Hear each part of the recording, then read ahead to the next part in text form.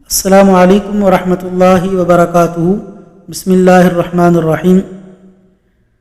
ایک شخص کٹے ہوئے بازو کے ساتھ بازار میں کھڑا آواز لگا رہا تھا کہ جو شخص میرا قصہ جان لے وہ کبھی کسی پر ظلم نہیں کرے گا۔ کسی نے اس سے پوچھا، بھائی تمہاری کیا کہانی ہے؟ استفسار پر اس نے جو واقعہ سنایا وہ کچھ اس طرح تھا۔ میرا تعلق حکومتی کارندوں سے تھا۔ میں پولیس کا ایک عہدیدار تھا۔ میں نے ایک روز ایک مچھیرے کو دیکھا جو بڑی مچھلی شکار کر کے لا رہا تھا۔ مجھے یہ مچھلی بڑی اچھی لگی۔ میں اس کے پاس پہنچا اور بولا، ارے میاں یہ مچھلی مجھے دے دو۔ وہ کہنے لگا، جناب مجھے مچھلی دینے میں کوئی اعتراض نہیں، مگر آپ کو اس کی قیمت ادا کرنی ہوگی۔ میرے گھر میں کھانے کے لیے کچھ نہیں اور میرے بچے منتظر ہیں کہ میں ان کے کھانے کے لیے کچھ لے کر آؤں۔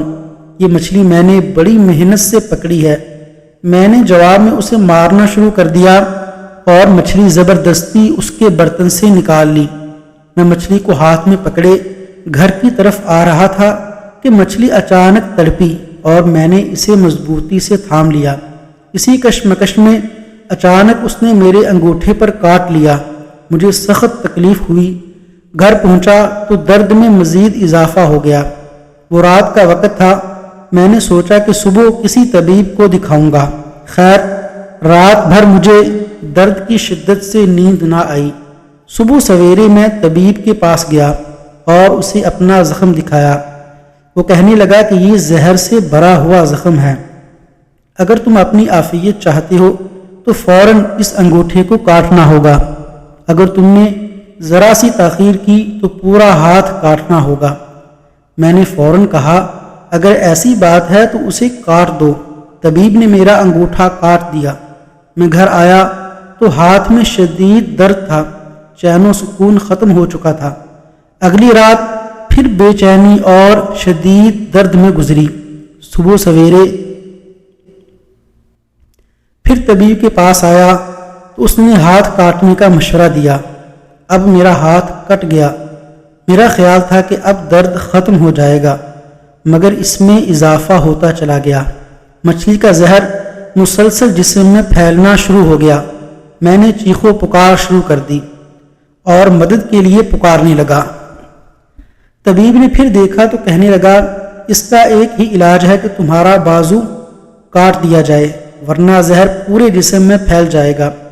محلہ کے لوگوں میں بھی میری بات کا چرچا ہو گیا۔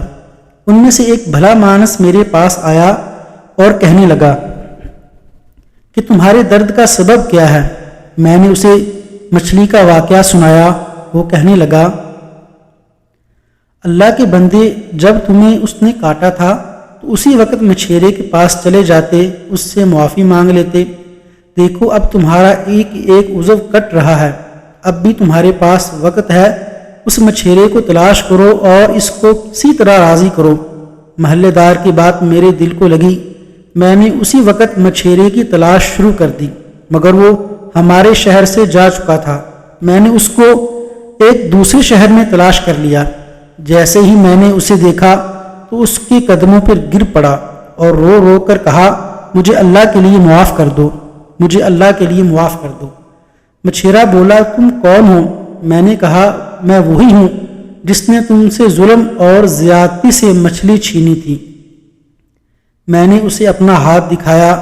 مچھیرے نے جب میرا ہاتھ دیکھا تو رو پڑا، پھر کہنے لگا، میرے بھائی میں نے تمہیں اس مصیبت میں دیکھا ہے تو میرا دل پسیج گیا۔ جاؤ میں تمہیں اللہ کے لیے معاف کرتا ہوں۔ پھر میں نے کہا، بھائی جان ذرا بتانا، جب میں نے تمہیں مارا اور تم سے مچھلی چھینی تھی تو تم نے میرے لیے کیا بد دعا کی تھی؟ مچھیرا کہنے لگا، ہاں میں نے کہا تھا، اے اللہ میں کمزور ہوں، یہ طاقتور ہے۔ اس نے اپنی طاقت کے بل بوتے پر میرا رزق ظلم اور قہر سے چھین لیا ہے۔